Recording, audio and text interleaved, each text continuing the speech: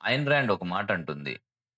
ఒక మనిషి తనను తాను నేను అని చెప్పుకునే హక్కును కోల్పోతే, అతనికి ఈ ప్రపంచంలో దేని మీద హక్కుండదు అని. అసలు నేను అనడంలో ఉన్న శక్తి ఏమిటి? చరిత్రను నిర్మించిన మేధావులు సమాజాన్ని ఎందుకు ఎదిరించాల్సొచ్చింది? ఐన్ ర్యాండ్ చెప్పిన తత్వాల్లో 3 ముఖ్యమైన తత్వాలు మన జీవితంలో చాలా ఉపయోగపడతాయి. ఆ 3 తత్వాల గురించి ఈ వీడియోలో మాట్లాడుకుందాం. మొట్టమొదటిది, మేధస్సు అనేది ఒక ప్రైవేట్ ప్రాపర్టీ.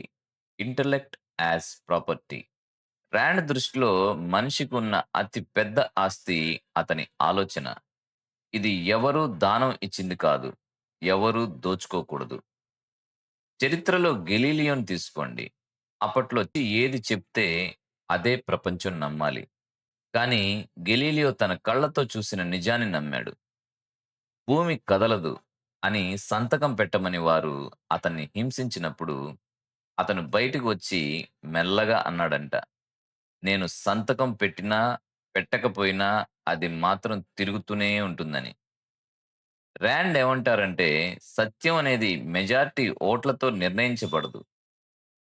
100 మంది అబద్ధం చెప్పినా, ఒక్కడు చూసిన నిజం సత్యమే అవుతుంది. నీ బుద్ధి చెప్పిన నిజాన్ని సమాజం కోసం వదులుకోవడమే నువ్వు చేసే అతి పెద్ద పాపం. ఒక గొప్ప భవనాన్ని నిర్మిస్తున్న మేస్త్రి పక్కన దాన్ని విమర్శిస్తూ కూర్చున్న గుంపు.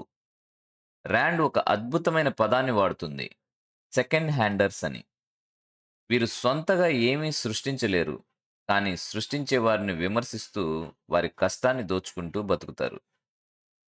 స్టీవ్ జాబ్స్ తన గ్యారేజీలో యాపిల్ కంప్యూటర్స్‌ని తయారు చేస్తున్నప్పుడు, ఇది ఎవరికి ఉపయోగం అని నవ్వేవాళ్లే ఎక్కువ. ఆ తర్వాత ఆ ఫార్ములా హిట్ అయ్యాక వాటాల కోసం వచ్చారు. ఐన్ ర్యాండ్ చెప్పినట్టు ప్రపంచం మేధావుల మీదే నడుస్తుంది. నిజమే. కానీ ఆ మేధావులను విమర్శించే వాళ్ళే ఎక్కువ. నువ్వు ఒక గొప్ప పని చేస్తున్నప్పుడు లోకం నిన్ను వేలెత్తి చూపిస్తే నువ్వు సరైన దారిలో ఉన్నావని అర్థం. ఎందుకంటే నువ్వు ఫస్ట్ హ్యాండర్‌వి. అంటే నీ ఆలోచనలకు నువ్వే మూలానివి. ఐన్ ర్యాండ్ తత్వంలో మరో పవర్‌ఫుల్ పాయింట్, ట్రేడర్ ప్రిన్సిపల్. మనం చరిత్రలో చూస్తే ఏ దేశాలైతే త్యాగాల మీద కాకుండా వ్యాపారం మీద ఆధారపడ్డాయో అవే గొప్పగా ఎదిగాయి. త్యాగం అంటే ఒకరు నష్టపోయి ఇంకొకరు లాభపడ్డం. కానీ వ్యాపారం అంటే ఇద్దరు తమకు కావాల్సింది ఇచ్చుకొని లాభపడ్డం. ఐన్ ర్యాండ్ ఏమంటారంటే, ప్రేమలో అయినా, స్నేహంలో అయినా, పనిలో అయినా ట్రేడర్‌లా ఉండు. అంటే అవతలి వ్యక్తికి విలువ ఇచ్చి నువ్వు కూడా విలువ తీసుకో. అంటే ఒకరి మీద ఒకరు ఆధారపడడం కాదు.